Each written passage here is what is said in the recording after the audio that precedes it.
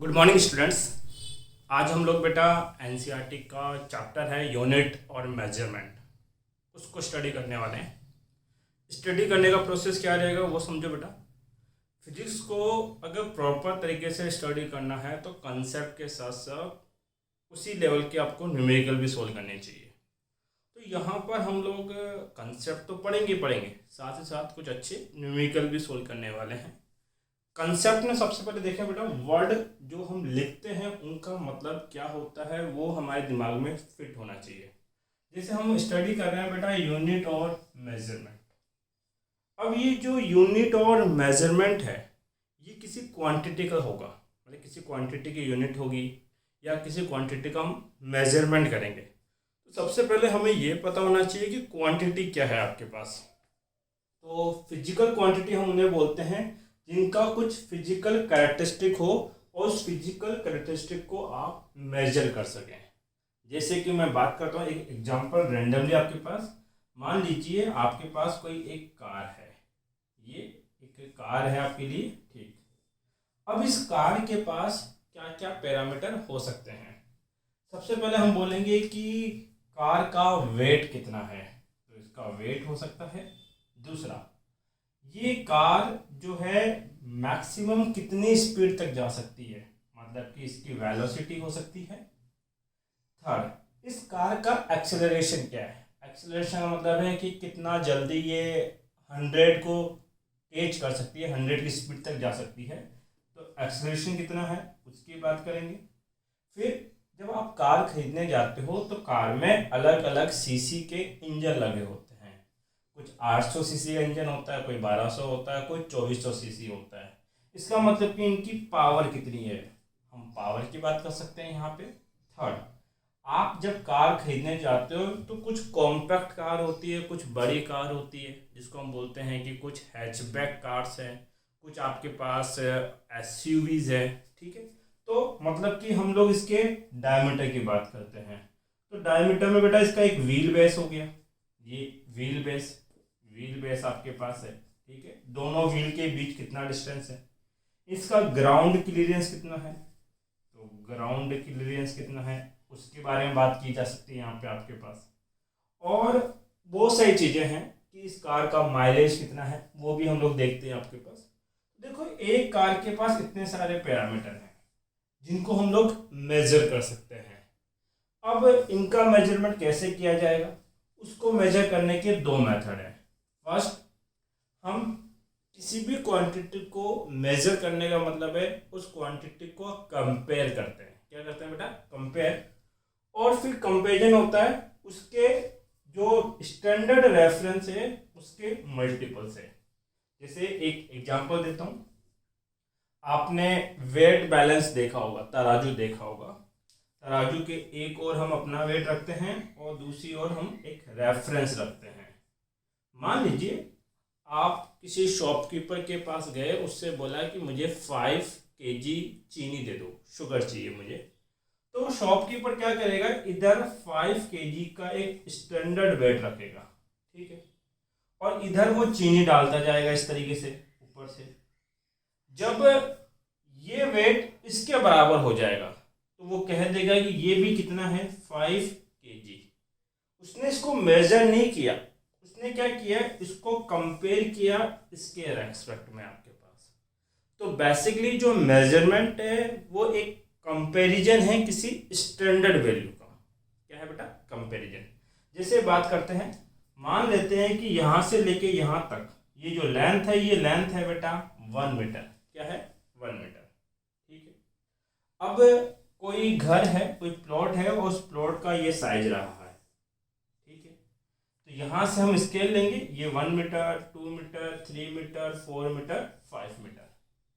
तो हम बोलेंगे कि इस प्लॉट का साइज कितना है बेटा, 5 मीटर।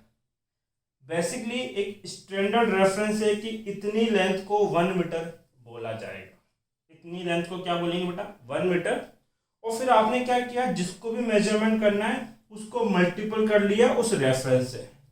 ये जो लेंथ है इस रेफरेंस के 5 टाइम्स है। कितने टाइम्स है, 5 टाइम्स। तो ये हो गई 5 × 1 मीटर, टोटल हो गया कितना बेटा, 5 मीटर आपके पास। तो इस तरीके से हम फिजिकल क्वांटिटीज को क्या करते हैं बेटा, मेजर करते हैं। अब एक्चुअली में क्या था, अगर मैं बात करूं कि ये जो स्टैंडर्ड है, मैं बात कर रहा हूँ स्टैंडर्ड की, अब ये चीज किसने बताई कि ये लेंथ 1 मीटर होगी। कई जगह लेंथ का मेजरमेंट मीटर में करेंगे, कई जगह लोग सेंटीमीटर में कहेंगे, कई जगह लेंथ का मेजरमेंट किलोमीटर में किया जाएगा।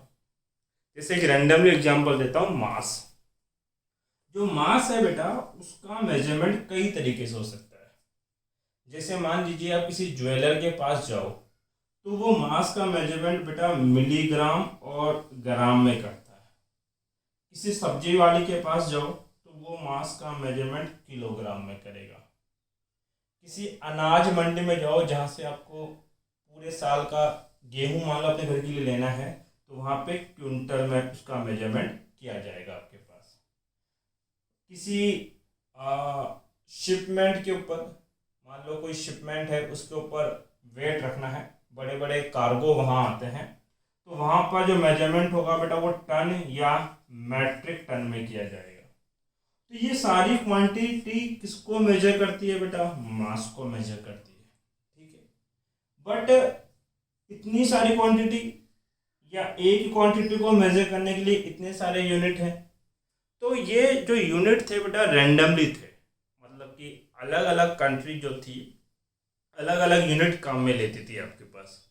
जैसे रैंडमली बहुत सारी यूनिट आपके पास काम में ली जाती है बेसिकली। तो इनिशियली जब हम बात करते हैं बिफोर 1960 से पहले इंटरनेशनल लेवल पे 3 यूनिट बहुत ज़्यादा फेमस थे। और वो 3 यूनिट क्या थे बेटा, उनके बारे में बात कर लेते हैं। तो हमने बोला कितने यूनिट है बेटा, 3। तो पहला यूनिट है बेटा, यूनिट ऑफ सिस्टम की बात कर रहा हूँ मैं यहाँ, यूनिट ऑफ सिस्टम आपके पास एक था बेटा वहाँ पे MKS सिस्टम, दूसरा था बेटा CGS सिस्टम, और तीसरा था बेटा आपके पास FPS सिस्टम। MKS में ये बेटा मास का रिप्रेजेंट करता है, सॉरी लेंथ का, ये मास को और ये सेकंड को, फिर length mass second, length mass second. यहां पर लेंथ मास और टाइम इन्हीं का मेजरमेंट बेसिकली किया गया। MKS सिस्टम में लेंथ का मेजरमेंट बेटा मीटर में, मास का मेजरमेंट बेटा किलोग्राम में, और टाइम का मेजरमेंट बेटा सेकंड के अंदर। CGS के अंदर सेंटीमीटर के अंदर, ग्राम में और सेकंड में। यहां बेटा फुट, पाउंड और सेकंड। तो ये सिस्टम बेसिकली चला करते थे आपके पास पहले 1960 से पहले की बात कर रहा हूं मैं। अब देखो इन सिस्टम की वजह से एक प्रॉब्लम होती थी। क्या होती थी उसको थोड़ा सा एनालाइज करो कि क्यों हमें इस सिस्टम को चेंज करने की रिक्वायरमेंट पड़ी। एक बार मैं देख लेता हूँ कि कहीं ब्लर तो नहीं हो रहा है। ठीक है, चलो एक छोटा सा एग्जांपल देता हूँ जो आपके दिमाग में फिट बैठे। हम बात करते हैं सबसे पहले स्पीड के बारे में। मान लो ये इंडिया है, ठीक है, और ये इंडिया का कोई दिल्ली एयरपोर्ट है। इस एयरपोर्ट पे हमारा एक प्लेन है, ठीक है। ये प्लेन यहाँ से टेक ऑफ करता है। अब टेक ऑफ किया है तो इंडियन पायलट उड़ा रहा है, यहाँ पे इंडिया के पैरामीटर लगे हुए हैं। ये जो इंडिया का पायलट है ये इस प्लेन को स्पीड से चला रहा है और इसकी स्पीड हम कंसीडर कर लेते हैं 200 किलोमीटर पर आवर की, ठीक है। फिर ये जो प्लेन है बेटा वो इंडिया से इंग्लैंड गया है, ठीक है। अब इंडिया से इंग्लैंड गया तो आपको सबको पता होगा कि जब भी किसी प्लेन को कहीं लैंड करना होता है पहले वहाँ का जो एयरपोर्ट होता है उस अथॉरिटी से आपको परमिशन लेनी होती है। अब ये कन्वर्जेशन करता है यहाँ के अथॉरिटी से कि मुझे अपना प्लेन लैंड करना है, कोई रनवे बताओ जहाँ मैं लैंड कर सकूँ। तो अलग अलग रनवे होते हैं हर एक जगह, runway number 1, runway number 2, runway number 3, इस तरीके से। तो यहाँ का जो ऑफिसर वो कहता है कि रनवे नंबर 3 खाली है, इस पर लैंड कर लीजिए। बट साथ में वो एक हिदायत भी देता है, एक इंस्ट्रक्शन भी देता है कि जो रनवे नंबर 3 है बेटा, उस पर अगर आपको लैंड करना है तो कहता है कि आप अपनी स्पीड जो है बेटा 25 माइल पर आवर कर लीजिए। अब इंडिया वाले को क्या पता है कि इसकी स्पीड किसके अंदर है बेटा, किलोमीटर पर आवर में, और यहाँ पे एक नई बला आ गई बेटा माइल पर आवर में। अगर मैं आपसे बोलूँ कि 60 किलोमीटर पर आवर कितनी स्पीड है, तो आपको पता है कि कितना फील होगा, ये आप फील करते हो क्योंकि आप डेली लाइफ में स्पीड का मेजरमेंट उसी में करते हो। लेकिन मैं आपको बोलूँ कि आपकी स्पीड 25 माइल पर आवर है, तो आपके दिमाग में कोई फीलिंग नहीं आएगी कि 25 माइल्स पर आवर कितना स्लो है या कितना फास्ट है। सेम है कन्फ्यूजन इस पायलट के पास भी है। किसकी वजह से? इस यूनिट की वजह से। ये सोचो कि अगर हर एक कंट्री, पूरे वर्ल्ड में बहुत सारी कंट्रीज हैं, अगर हर एक कंट्री एक ही चीज़ को मेजर करने के लिए अपना अपना यूनिट चलाएगा, तो फिर ये जो कन्वर्जेशन हम कर पाएंगे ये बहुत ज़्यादा क्या हो जाएगा, टिपिकल। और ये बात हमारे लोगों ने, हम जैसे लोगों ने 1916 के अंदर ही सोच ली। 1960 में इन्होंने लोगों ने सोच लिया कि यूनिट ऑफ सिस्टम के अलग होने की वजह से ऐसी बहुत सारी प्रॉब्लम डेली लाइफ में जनरल यूजर्स को देखने को मिल रही है। इसका एक ही सॉल्यूशन था। सॉल्यूशन क्या था कि सब अपना अपना सिस्टम हटाएं और एक नया सिस्टम सबको अडॉप्ट करना होगा जो कि इंटरनेशनल लेवल पे वैलिड होगा। और उस सिस्टम को बोला गया बेटा एसआई सिस्टम। क्या बोला गया? एसआई सिस्टम, इंटरनेशनल सिस्टम, वहां पे इसको बोला गया आपके पास। अब ये जो इंटरनेशनल सिस्टम था, इसके अंदर 7 फंडामेंटल यूनिट बनाई गई। अब बात आती है कि फंडामेंटल यूनिट क्या होती है। उससे पहले आपको कुछ कॉपी करना है, लिखना है क्या बेटा, वो देख लो कॉपी के अंदर। एक तो फिजिकल क्वांटिटी क्या होती है, उसका मेजरमेंट, सिस्टम ऑफ यूनिट। कितने टाइप के बेटा? 3 टाइप के आपके पास, MKS, CGS, FPS. Copy date.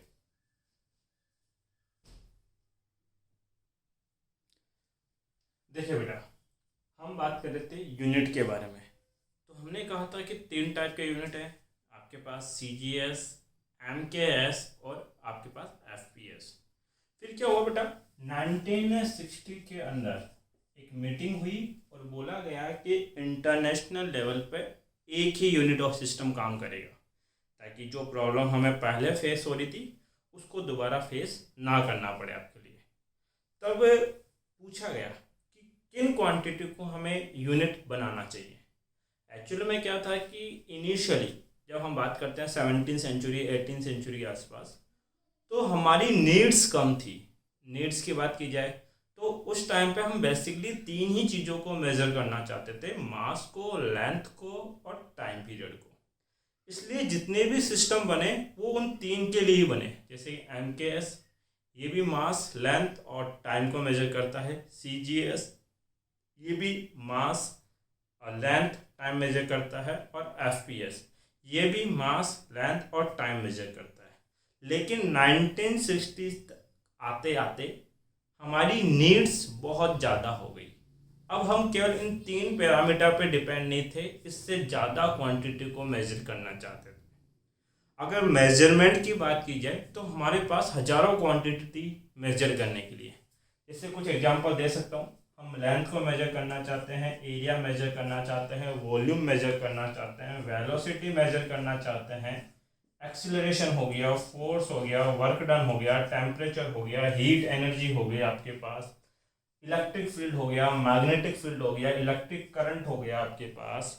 और भी बात की जाए आपके लिए, जैसे मान लीजिए मोमेंटम हो गया आपके पास, या फिर आपके पास इलेक्ट्रिक डाइपोल मोमेंट हो गया आपके लिए। तो बहुत सारी क्वांटिटीज़ है नेचर में मेजरमेंट करने के लिए आपके पास। अगर मान लो मैं मान के चलूँ कि फिजिक्स में 1000 क्वांटिटी है, तो 1000 क्वांटिटी को मेजर करने के लिए अगर मैं हर क्वांटिटी के लिए एक अलग यूनिट बनाता हूँ तो मुझे एटलीस्ट 1000 यूनिट तो बनानी ही पड़ेगी।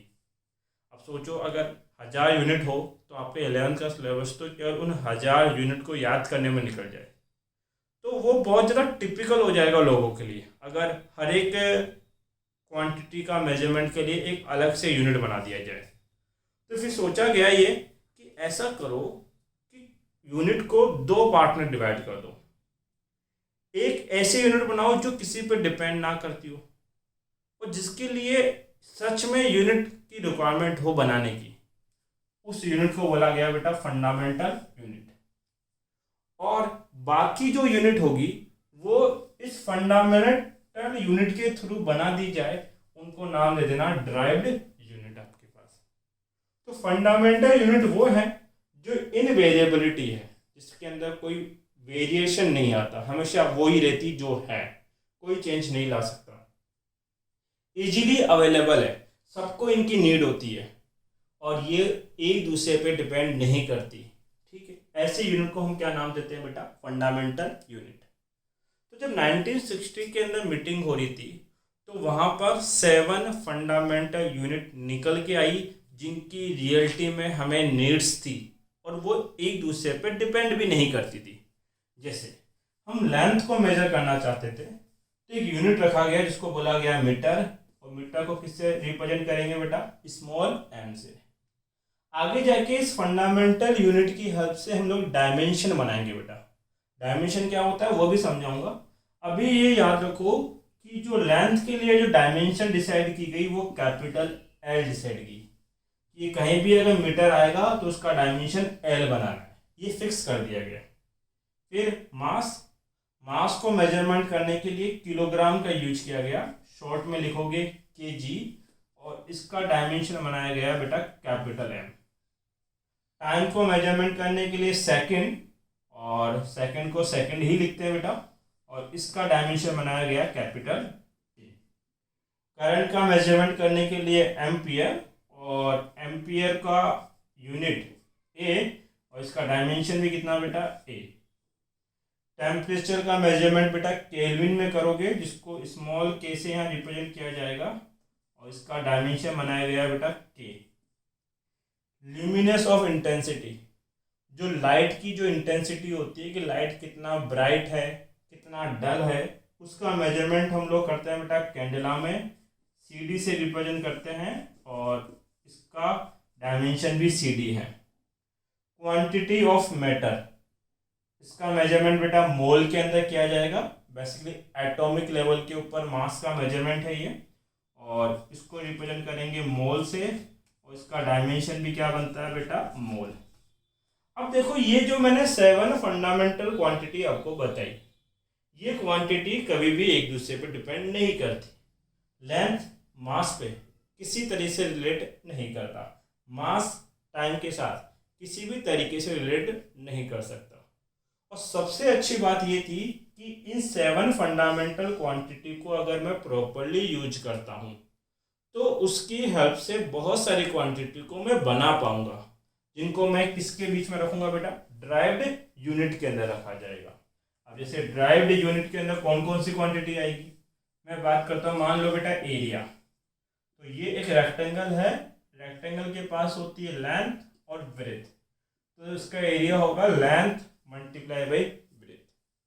अब लेंथ तो लेंथ है ही है, ब्रेथ भी क्या है? एक तरीके की लेंथ ही है, और लेंथ का मेजरमेंट हम किस में करते हैं बेटा? मीटर में। तो इसका unit metre multiply metre, unit हो जाएगा मीटर स्क्वायर। तो देखो एरिया को हम डिफाइन कर सकते हैं लेंथ के यूनिट के टर्म में, तो इस एरिया के लिए अलग से यूनिट बनाने की हमें ज़रूरत नहीं है, हम लेंथ को ही काम में लेंगे। तो ये जो यूनिट है ये इस फंडामेंटल यूनिट पर डायरेक्टली डिपेंड कर रही है, इसलिए इस यूनिट को क्या नाम दिया जाएगा बेटा? Derived unit.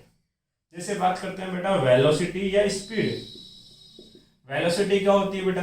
Displacement upon time. अब डिस्प्लेसमेंट क्या है? एक लेंथ है। डिस्प्लेसमेंट क्या बेटा? एक लेंथ, और लेंथ का मेजरमेंट मीटर में किया जाएगा, तो ये हो जाएगा मीटर, और टाइम का मेजरमेंट सेकंड में, तो वेलोसिटी का यूनिट हो जाएगा metre per second. Acceleration, acceleration होता है बेटा velocity per unit time, velocity per unit time. अब वेलोसिटी के लिए यूनिट क्या है बेटा, metre per second, metre per second. Time के लिए सेकंड यूनिट हो जाएगा मीटर पर सेकंड स्क्वायर आपके पास। तो यहाँ देखो मैंने कुछ बेसिक यूनिट बनाई है और ये यूनिट इनके थ्रू या इनकी हेल्प से बनाई जा सकती है। तो इन यूनिट को क्या नाम दिया जाएगा बेटा, डिराइव्ड यूनिट। अब पहली बार में ऐसा नहीं कि सारी चीजें फुलफिल हो जाएगी आपके पास। 1960 के अंदर ये डिसाइड कर दिया गया कि फंडामेंटल यूनिट होगी और कितनी होगी, 7। लेकिन 2-3 साल बाद फिर से मीटिंग हुई उनकी आपस में, जिन्होंने इन यूनिट को डिफाइन किया। बोला क्या कि फिजिक्स में क्या कोई ऐसी क्वांटिटी बची है जिसको आप इन 7 फंडामेंटल यूनिट की हेल्प से डिफाइन नहीं कर सकते। तो कुछ लोगों ने अपने हाथ राइज किए और बोले, हैंड राइज करके बोले कि हाँ कुछ ऐसे यूनिट है जिनको हम इनके ऊपर डिफाइन नहीं कर पा रहे। तो ये यूनिट इनके बाद डिफाइन की गई, इसलिए इनको क्या बोला गया बेटा, सप्लीमेंट्री यूनिट। नेक्स्ट क्या बोला गया, सप्लीमेंट्री यूनिट। अब ये सप्लीमेंट्री यूनिट क्या थी उस पर ध्यान देना आपके पास बेटा।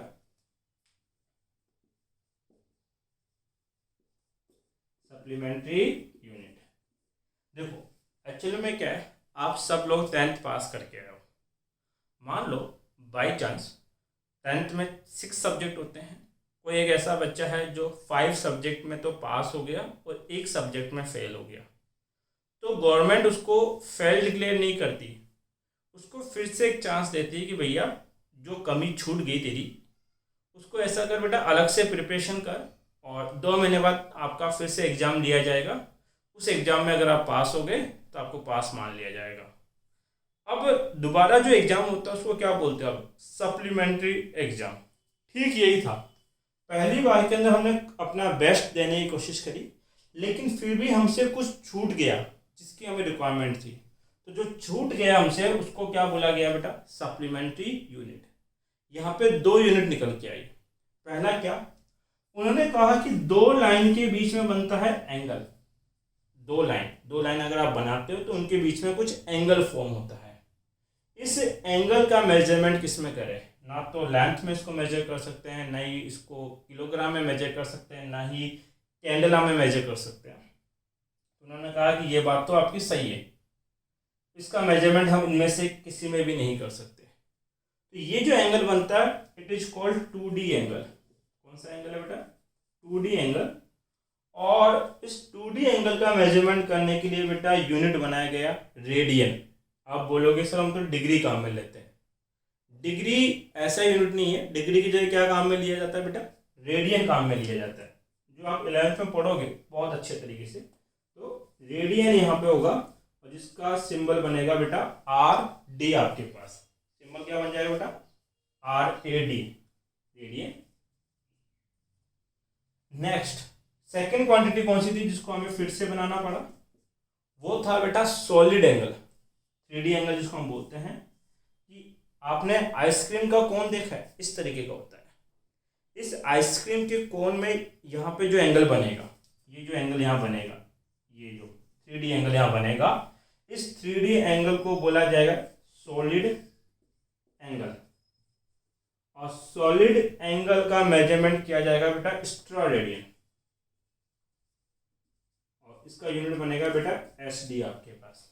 ठीक है, तो यहाँ हमने बेसिकली 2 ही चीज़ें सीखने की कोशिश करी है कि यूनिट को कितने पार्ट में कैटेगराइज किया गया, 2 पार्ट के अंदर। पहला फंडामेंटल यूनिट, दूसरा डिराइव्ड यूनिट। फंडामेंटल यूनिट कितने थे बेटा, 3। जो इन प्रॉपर्टी को फिल करेगा उनको क्या नाम देंगे बेटा, फंडामेंटल यूनिट। एक तो इनवेरिएबल होनी चाहिए, इजीली अवेलेबल होने चाहिए और एक दूसरे पर डिपेंड ना करते हो। इनिशियल में कितने यूनिट डिजाइन किए गए, 7। लेकिन इन 7 के बाद भी 2 और यूनिट बनाए गए जिनको क्या बोला गया बेटा, सप्लीमेंट्री यूनिट। तो ये यूनिट वाला पार्ट खत्म हो गया। अब हम क्या बनाएंगे बेटा, डायमेंशन।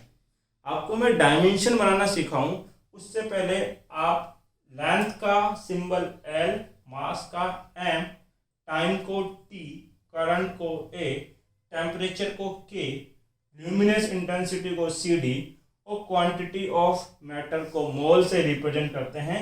ये दिमाग में लर्न करके रखें बेटा। Copy date.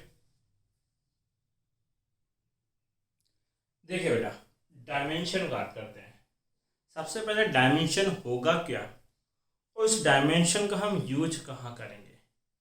देखो, डायमेंशन क्या है कि किसी भी यूनिट का अगर आप पावर के टर्म में कोई सिंबॉलिक रिप्रेजेंटेशन करते हैं तो उसको मैं डायमेंशन बोलूँगा। अभी और इसको हम एक्सप्लेन करेंगे, पहले यूजेस समझो। जैसे आपको पता है कि 1 मीटर इक्वल टू होता है बेटा कितना, 100 सेंटीमीटर। मीटर भी लेंथ का मेजरमेंट है और सेंटीमीटर भी लेंथ का मेजरमेंट है आपके पास। तो मीटर जो है बेटा वो बेसिकली या तो SI यूनिट में होगा या MKS यूनिट में होगा, और सेंटीमीटर आपको बेटा CGS यूनिट में देखने को मिलेगा। ऐसे ही आप लोगों ने पढ़ा है कि जो 1 पाउंड होता है, 1 पाउंड वो अप्रोक्सीमेट 453 ग्राम के बराबर होता है। पाउंड हो गया बेटा FPS यूनिट और ग्राम आता है बेटा CGS यूनिट के अंदर। तो अब क्वेश्चन ये आता है कि हमें कैसे पता लगा कि 1 मीटर 100 सेंटीमीटर के बराबर है या 1 पाउंड इतने ग्राम के बराबर आपके पास। तो ये कन्वर्जेशन आप डायमेंशन एनालिसिस के थ्रू कर पाओगे। मतलब कि एक यूनिट ऑफ सिस्टम की वैल्यू दूसरे यूनिट ऑफ सिस्टम में कितनी होती है, उस बात का पता कैसे कर पाओगे बेटा आपके पास डायमेंशन एनालिसिस के थ्रू। ये तो पहला प्रोसेस है जो आप डायमेंशन के थ्रू करोगे। दूसरा, अगर आपको बोल दिया जाए कि S equal to UT plus half 8T square है, ठीक है, ये फॉर्मूला होता है। ये फॉर्मूला करेक्ट है कि नहीं है भाई, ये रॉन्ग है कि करेक्ट है, इस बात को अगर आपको क्रॉस चेक करना है तो उसका भी चेकमेंट आप किससे कर सकते हो बेटा, डायमेंशन एनालिसिस के थ्रू किया जा सकता है। तीसरा, अगर आपको बोल दिया जाए कि जो काइनेटिक एनर्जी है किसी भी पार्टिकल की, कौन सी एनर्जी, काइनेटिक एनर्जी, वो डिपेंड करती है मास पर और वो डिपेंड करती है वेलोसिटी पर। तो काइनेटिक एनर्जी का फॉर्मूला होगा हाफ mv²। तो काइनेटिक एनर्जी का फॉर्मूला इस मास की पावर 1 पे ही क्यों डिपेंड करता है, या काइनेटिक एनर्जी इस वेलोसिटी के पावर 2 या वेलोसिटी के स्क्वायर पे ही क्यों डिपेंड करती है। इस बात को आप ड्राइव कर पाओगे, प्रूफ कर पाओगे किसके थ्रू बेटा, डायमेंशन एनालिसिस के थ्रू। तो डायमेंशन एनालिसिस के बेसिकली 3 ही यूजेस हैं। पहला यूनिट कन्वर्जेशन, दूसरा करेक्टनेस और तीसरा ड्राइव फॉर्मूलाज आपके पास। तो ये तीनों चीजें हम परफॉर्म कर पाए, इसके लिए हमें हर एक यूनिट का डायमेंशन बनाना आना चाहिए। और आज के लेक्चर में बेसिकली हम लोग डायमेंशन कैसे बनाई जाती है वही सीखेंगे। अगर बात की जाए फिजिक्स में, मेजरमेंट के लिए बहुत सारी यूनिट है, कमी नहीं है। अगर मैं डायमेंशन बनाना सिखाना चाहूँ तो लगभग 100 यूनिट मैं बोर्ड पे बना सकता हूँ, लेकिन उनमें से कौन से हमारे लिए ज़्यादा इम्पोर्टेंट है, किन से ज़्यादा क्वेश्चन पूछे जाते हैं, हम उन पे फोकस करेंगे। क्योंकि सारी डायमेंशन तो आप बनाना सीख ही जाओगे धीरे धीरे, जैसे जैसे आपको फॉर्मूला पता लगता रहेगा आप डायमेंशन बनाना सीखोगे। लेकिन अभी हमें किन की ज़्यादा नीड्स है उसके बारे में बात कर लेते हैं। तो सबसे पहले कुछ बेसिक से शुरू करता हूँ मैं, उसके बाद हम लोग कुछ अपर लेवल के डायमेंशन ड्रॉ करने वाले हैं। देखो, किसी का भी डायमेंशन बनाने से पहले हमें उसका फॉर्मूला पता होना चाहिए, और फॉर्मूला पता होगा तो हम क्या बना पाएंगे, यूनिट।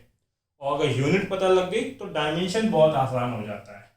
जैसे एरिया मान लो रेक्टेंगल का है तो लेंथ इनटू ब्रेथ होगा। लेंथ का मेजरमेंट मीटर में होगा और ब्रेथ का भी बेटा मीटर में होगा। तो ये टोटल क्या हो जाएगा, मीटर स्क्वायर। अब इस यूनिट का हमें डायमेंशन बनाना है। पुराना रिवाइज करो, मीटर का डायमेंशन सिंबल क्या था बेटा, कैपिटल एल। तो यहाँ लिखना बेटा कैपिटल एल, और इसका स्क्वायर है तो एल का भी क्या कर देना बेटा, स्क्वायर।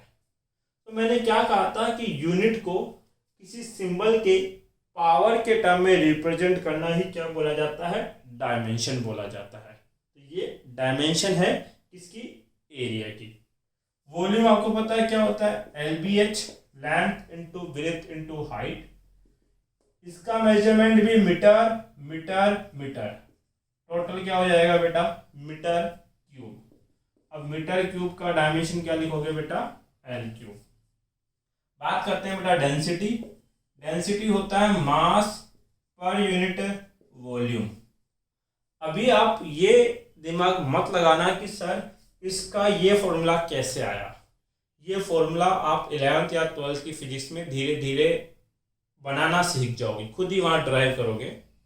अभी बेसिकली अगर आपको फॉर्मूला पता है तो उससे आपको यूनिट बनानी आनी चाहिए, और यूनिट से आपको डायमेंशन बनाना सीखना है। हमारा बेसिक मोटिव ये रहना चाहिए अभी। तो मास का मेजरमेंट होगा बेटा किलोग्राम में, और वॉल्यूम का मेजरमेंट किस में होता है, मीटर क्यूब में। अब किलोग्राम की पावर कितनी है बेटा, 1। याद करो किलोग्राम का सिंबल क्या था, m। तो m की पावर कितनी आएगी, 1। और मीटर क्यूब की पावर कितनी है बेटा, L क्यूब। अब एक छोटा सा रूल और समझो, जब हम किसी की यूनिट से डायमेंशन बनाते हैं तो डायमेंशन कभी भी रेशियो में नहीं होगी, उसको आपको ऊपर शिफ्ट करना पड़ेगा, मल्टीप्लाई के अंदर लिखना पड़ेगा। तो L क्यूब ऊपर जाएगा तो बेटा नेगेटिव बन जाएगा, ये होगा m1L -3 आपके पास। बात करते हैं बेटा स्पीड और वेलोसिटी की। तो स्पीड का मेजरमेंट करो या वेलोसिटी का मेजरमेंट करो, यूनिट क्या बनता है बेटा, मीटर पर सेकेंड, क्योंकि डिस्टेंस अपॉन टाइम, डिस्टेंस का यूनिट मीटर और टाइम का क्या बेटा, सेकेंड। तो मीटर का डायमेंशन तो होगा L1, सेकेंड का बेटा T1, ऊपर लेके जाओगे L1T-1। एक्सीलरेशन की बात करो बेटा, एक्सीलरेशन होता है बेटा वेलोसिटी पर यूनिट टाइम। अब वेलोसिटी का यूनिट मीटर पर सेकेंड और टाइम का सेकेंड, तो ये हो जाएगा मीटर पर सेकेंड स्क्वायर।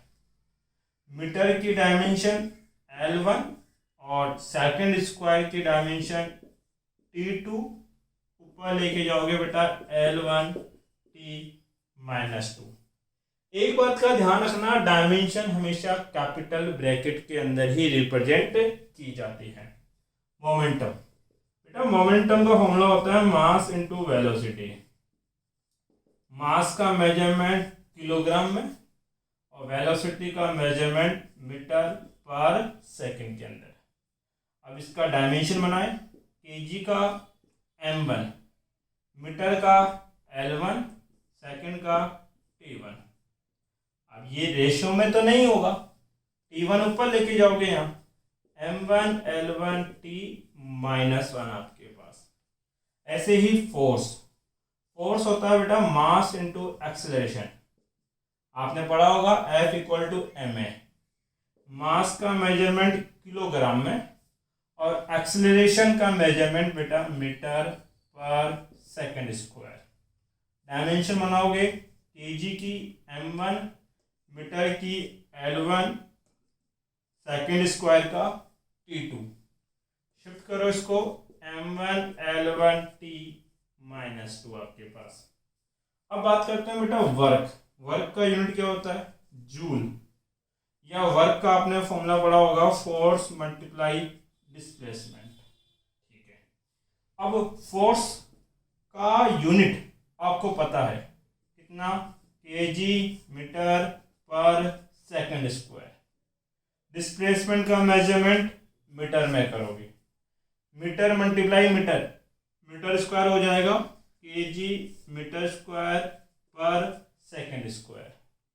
अब बेटा वर्क आपके पास ये है, यहाँ से इसका यूनिट बनाओ। डायमेंशन केजी का m1, मीटर स्क्वायर का L2, सेकंड स्क्वायर का बनेगा बेटा T2, ऊपर लेके जाओगे तो M1 L2 T माइनस 2। अब ध्यान दो, जिनका यूनिट सेम होता है ना उनकी डायमेंशन भी सेम होती है।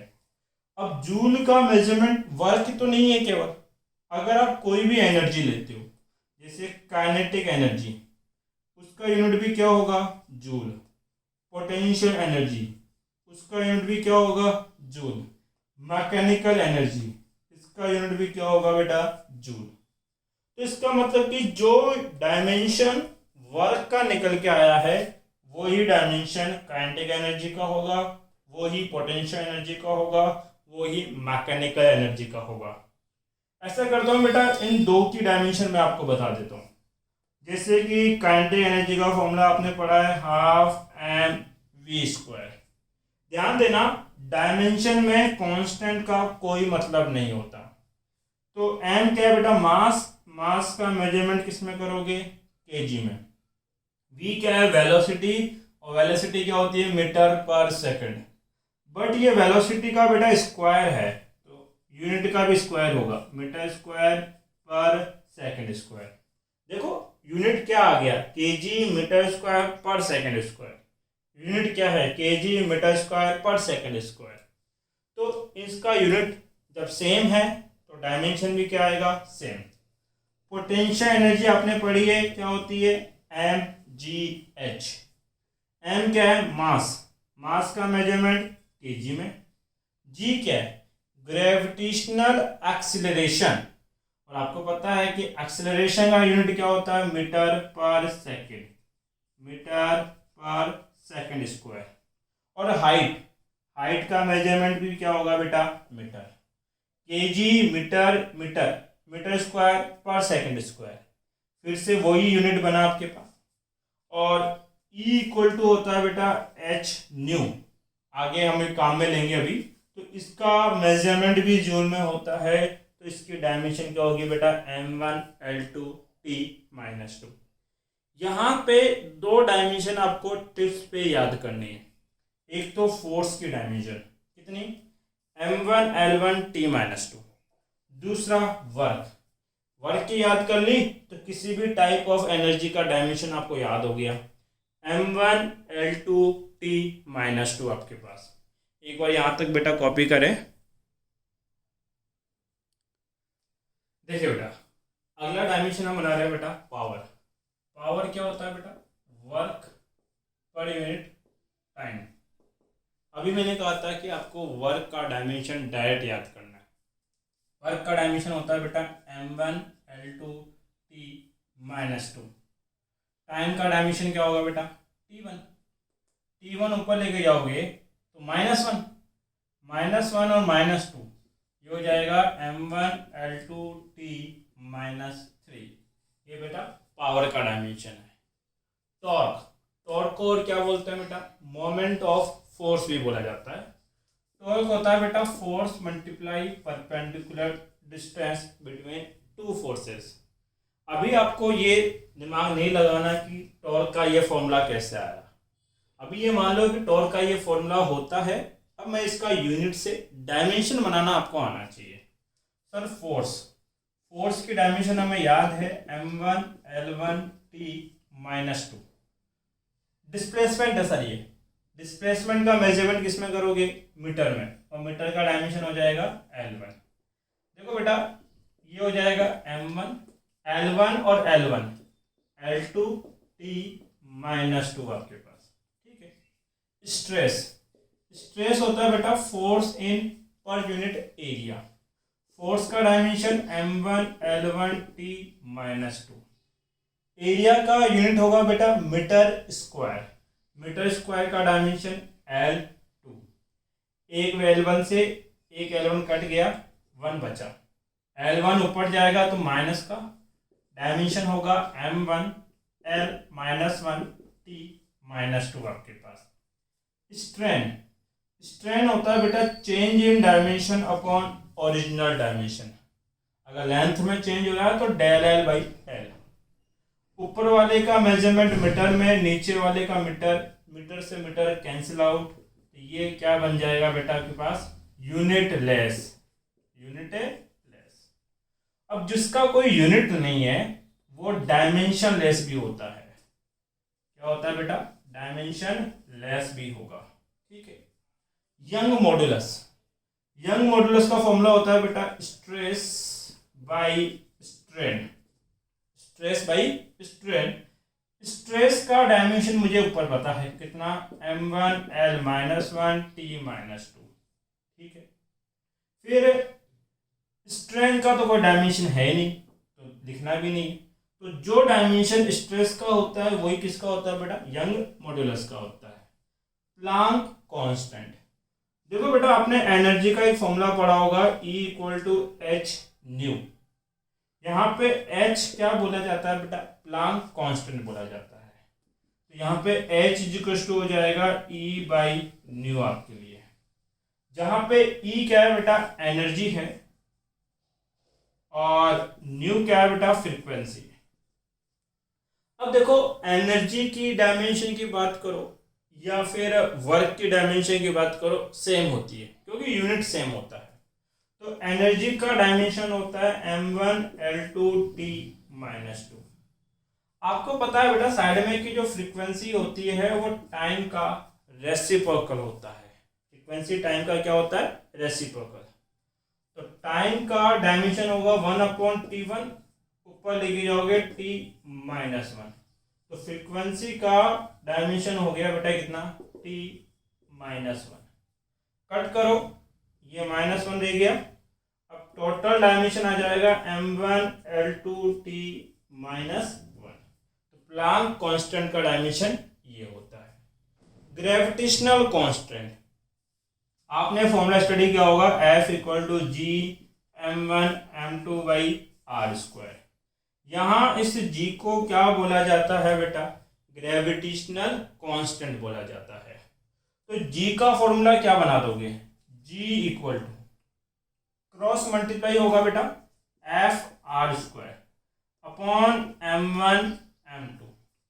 F क्या है बेटा, फोर्स का डायमेंशन क्या होता है, m1 L1 T-2। R क्या है बेटा, डिस्टेंस है, यहाँ पे डिस्टेंस का क्या होगा, यूनिट मीटर, लेकिन ये डिस्टेंस का क्या है, स्क्वायर, तो यूनिट हो जाएगा मीटर स्क्वायर। क्या हो जाएगा, मीटर स्क्वायर। और मीटर स्क्वायर का डायमेंशन क्या होगा बेटा, L2। m1 और m2 क्या है बेटा, मास है। इसका मेजरमेंट भी किलोग्राम में होगा, इसका भी किलोग्राम में होगा। टोटल हो जाएगा बेटा किलोग्राम का स्क्वायर, kg स्क्वायर। तो kg स्क्वायर का डायमेंशन क्या होगा बेटा, m2। अब कुछ कट रहा है, ये कैंसिल आउट करोगे 1। अब देखो सिंप्लीफाई करो बेटा, इसको कितना हो जाएगा, m1 ऊपर गया -1, L1 और L2 L3 T-2। ये डायमेंशन है बेटा क्या, ग्रेविटेशनल कांस्टेंट का। बात करते हैं बेटा coefficient of viscosity. Coefficient of viscosity को बेटा किससे रिप्रेजेंट किया जाता है, नेटा से रिप्रेजेंट करते हैं आपके पास। जो कोफिशिएंट ऑफ विस्कोसिटी है आपके लिए, इसका फॉर्मूला होता है कितना आपके पास, FR/AB। FR/AB, जहां F क्या है बेटा, फोर्स, R क्या है बेटा आपके पास, डिस्टेंस, A है एरिया, और V है बेटा वेलोसिटी। अब इसका डायमेंशन बनाओ, तो फोर्स का डायमेंशन कितना, m1 L1 T-2। R distance का डायमेंशन L1, एरिया का L2, और वेलोसिटी क्या थी बेटा, मीटर पर सेकंड। वेलोसिटी क्या थी, मीटर पर सेकंड। इसका डायमेंशन था L1 T-1। तो डायरेक्ट मैं डायमेंशन लिख रहा हूं कितना, L1 T-1। कुछ कट हो रहा है क्या, यस। L1 से एक L1 गया, -1 से काटोगे कितना, -1 आएगा। बाकी कुछ कैंसिल नहीं हो रहा है, एक और हो रहा है। ये एक L1 से ये काटोगे तो 1 बच जाएगा। सिंप्लीफाई करो, m1 L1 ऊपर जाएगा, L-1 और T-1 आपके पास। तो जो कोफिशिएंट ऑफ विस्कोसिटी है उसका डायमेंशन कितना है बेटा, m1 L-1 T-1। एक बार यहां तक कॉपी करो, 17 और 18 अभी सोल्व करवाता हूँ। Copy date. देखिए बेटा, एक फॉर्मूला है C equal to 1/√ε0 of mu naught. ठीक है, यहाँ C बेटा स्पीड ऑफ लाइट है, वो आपसे ε0 और म्यू नॉट का क्या पूछेगा, डायमेंशन। तो मैं इस फॉर्मूले को ऐसे लिख सकता हूँ, √ε0 mu naught equal to 1/c। Root में मैं डायमेंशन नहीं बना सकता, तो इसको मैं रूट रिमूव कर रहा हूँ। इसके लिए मैं बोथ साइड क्या कर रहा हूँ बेटा, स्क्वायर। तो ये कितना हो जाएगा मेरे पास, स्क्वायर से root cancel out, ε0 mu naught equal to क्या बेटा, c स्क्वायर। ये क्या है, स्पीड ऑफ लाइट। तो बेसिकली ये क्या बेटा, स्पीड का यूनिट है। स्पीड का यूनिट होता है मीटर पर सेकंड का स्क्वायर। ये हो जाएगा metre square per second square. तो सेकंड स्क्वायर ऊपर भेजूंगा, सेकंड स्क्वायर पर मीटर स्क्वायर। डायमेंशन बनाया बेटा इसको, सेकंड स्क्वायर का T2 और मीटर स्क्वायर का L2। L2 ऊपर जाएगा तो T2 L माइनस 2। ये इसका क्या हो गया बेटा, डायमेंशन। इम्पल्स, इम्पल्स होता है बेटा आपके पास क्या, फोर्स मल्टीप्लाई में टाइम। फोर्स का डायमेंशन आपको याद है m1 L2 T minus 2। Time का डायमेंशन बेटा कितना, T1। सिंप्लीफाई करोगे इसको, -2 + 1, -1 रिमेन होगा, m1 L2 T माइनस 1 आपके पास। बात करते हैं एंगुलर मोमेंटम। एंगुलर मोमेंटम होता है बेटा mvr, mass into velocity multiply by radius. तो मास का डायमेंशन कितना बेटा आपके पास, m1। वेलोसिटी का हमें लर्न है L1 T minus 1। Radius, radius क्या है बेटा, डिस्टेंस है, और डिस्टेंस का डायमेंशन कितना होगा, L1। सिंप्लीफाई करें, m1 L1 और L1 कितना, L2 T माइनस 1 आपके पास। नेक्स्ट है बेटा moment of inertia. Moment of inertia का फॉर्मूला होता है mr², जहां m क्या है बेटा, मास। मास का डायमेंशन m1, r क्या है, रेडियस का स्क्वायर। तो रेडियस लेंथ होता है, लेंथ का मेजरमेंट मीटर में होगा, तो ये मीटर स्क्वायर। मीटर स्क्वायर का कितना बेटा, L2। तो m1 L2। ये हमने 20 कुछ डायमेंशन स्टडी की। अब देखो, स्टडी करने के बाद अगर आपने क्वेश्चन नहीं लगाए ना, तो फिर स्टडी का कोई मतलब नहीं है। आपको ये एनालाइज नहीं होगा कि जो हमने पढ़ा उसको पूछा किस तरीके से जाएगा। तो डायमेंशन पे बेस में 4-5 क्वेश्चन लाए जो IIT JEE के अंदर पूछे गए, तो उनको हम एनालाइज करते हैं। Copy date. देखिए बेटा, JEE 2002 के अंदर पूछा हुआ क्वेश्चन है, identify the pair whose dimension are equal. आपको 4 पेयर दे रखे हैं और ये आइडेंटिफाई करना है कि इसमें से किस पेयर का डायमेंशन इक्वल है। सबसे पहले बात करते हैं बेटा स्ट्रेस। स्ट्रेस का फॉर्मूला आपने पढ़ा है बेटा कितना, फोर्स पर यूनिट एरिया। तो फोर्स का डायमेंशन कितना आपके पास, मैं यहाँ साइड में बना लेता हूँ। सबसे पहले स्ट्रेस, स्ट्रेस होता है फोर्स पर यूनिट एरिया। फोर्स का dimension m1 L1 T minus 2। Area का L2 आपके पास, कट करोगे 1, ये हो जाएगा m1, L1 ऊपर जाएगा -1 T माइनस 2। दूसरा कौन है बेटा, एनर्जी। तो एनर्जी का यूनिट क्या होता है, जूल।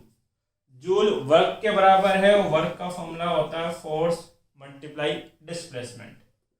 फोर्स का dimension m1 L1 T minus 2 और डिस्प्लेसमेंट का कितना, L1। तो ये हो जाएगा m1 L2 T माइनस 2 आपके पास। ठीक है, तो एक चीज बताओ बेटा, स्ट्रेस की डायमेंशन है m1 L minus 1 T minus 2, energy का आ रहा है m1 L2 T minus 2।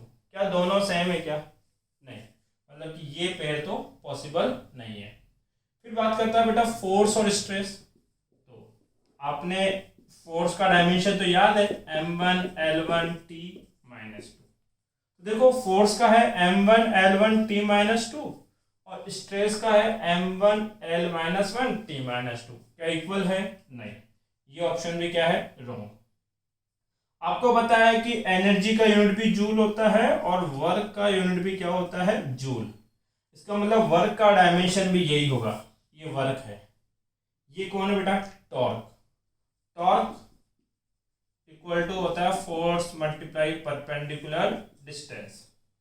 Force का कितना बेटा पास? देखो जो फॉर्मूला टॉर्क का होता है सिमिलर फॉर्मूला वर्क का भी होता है। इसका मतलब डायमेंशन सेम आएंगे। टॉर्क का डायमेंशन होगा m1 l2 t minus to. अब टॉर्क और वर्क, वर्क का डायमेंशन भी यही है और टॉर्क का डायमेंशन भी यही है, तो ये दोनों पेयर हैं जिसके डायमेंशन क्या है? करेक्ट। आपको फोर्स और वर्क इनके डायमेंशन चेक करने, ये रहा फोर्स और ये रहा वर्क, क्या डायमेंशन सेम है? नहीं, तो option C is correct. Copy date. देखिए बेटा एग्जांपल 2 है the physical quantity not having same dimension. आपके पास फिर से वही दो वर्ड गिवन है, दो क्वांटिटी गिवन है और उनसे बोला है कि इसमें से किस पेयर की क्वांटिटी सेम नहीं है, इस बार ये आइडेंटिफाई करना है।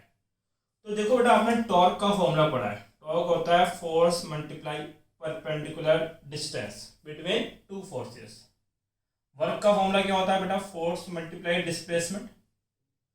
अब ध्यान दीजिए यहाँ पे, जब फॉर्मूला सेम है तो यूनिट भी सेम बनेगी और यूनिट सेम होगी तो उनकी डायमेंशन भी क्या होगी? सेम। मतलब कि इन दोनों की डायमेंशन तो क्या है? सेम। जबकि हमें आइडेंटिफाई करना है किसकी डायमेंशन सेम नहीं है, तो ये तो हमारा आंसर नहीं हो सकता। मोमेंटम, मोमेंटम होता है बेटा mass into velocity. Planck constant h equal to होता है e अपॉन न्यू। अब इनके फॉर्मूले सेम नहीं है, इसका मतलब पहले इनका एन या तो डायमेंशन बनाओ या क्या बनाओ बेटा? इनकी यूनिट। हम बात कर लेते हैं बेटा मोमेंटम की। अगर मैं मोमेंटम की बात कर रहा हूं तो मोमेंटम होता है मास इनटू वेलोसिटी। मास का डायमेंशन m1 और वेलोसिटी का dimension l1 t minus one. दूसरा बेटा Planck constant E equals to h nu. E क्या है? एनर्जी।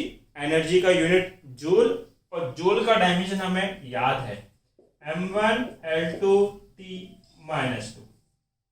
फ्रीक्वेंसी, फ्रीक्वेंसी का डायमेंशन होता है बेटा t माइनस वन। सिंप्लीफाई करो तो ये हो जाएगा m1 l2 t minus one.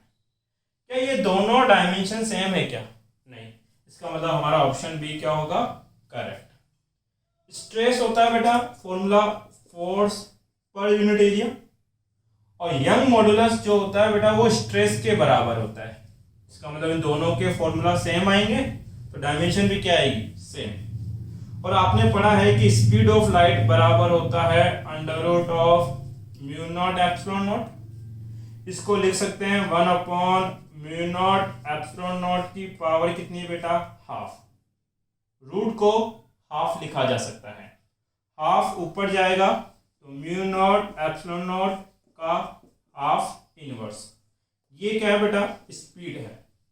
तो ये स्पीड इसके बराबर है तो जो यूनिट इसका होगा वही यूनिट इसका होगा, तो डायमेंशन भी क्या आएगी बेटा? करेक्ट। तो यहाँ पे ऑप्शन बी है जिसपे दोनों क्वांटिटी के डायमेंशन सेम नहीं है। Copy date.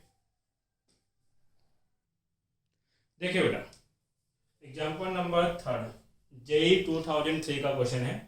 Dimension of 1 upon mu nought epsilon not. इसका डायमेंशन क्या होगा? इन चारों में से वो आपको चेक करना है, जहाँ पे हर एक सिंबल का यूजुअली वही मीनिंग है जो निकाला जाता है। तो देखो आपने पढ़ा है कि c इक्वल टू होता है under root of mu nought epsilon nought. मुझे बनाना क्या है? 1 upon mu nought epsilon nought. Both side square करूंगा तो c का c स्क्वायर, इसका स्क्वायर करने से रूट रिमूव हो जाएगा mu nought epsilon not. c क्या है बेटा? स्पीड ऑफ लाइट है। बेसिकली ये स्पीड ऑफ लाइट का स्क्वायर हो रहा है 1/μ0 ε0।